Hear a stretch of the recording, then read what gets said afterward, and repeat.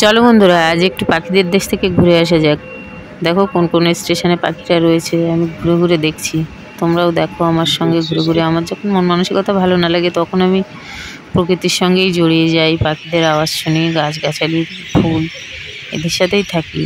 তারপরে মন ভালো হয়ে যায়। তো চলো দেখো, আর তোমরা বুঝতে পারলে কমেন্ট করে বলবে যে কোন কোন স্টেশনে আমি গেছিলাম পাখিদের আওয়াজ আনতে। দেখতে থাকো।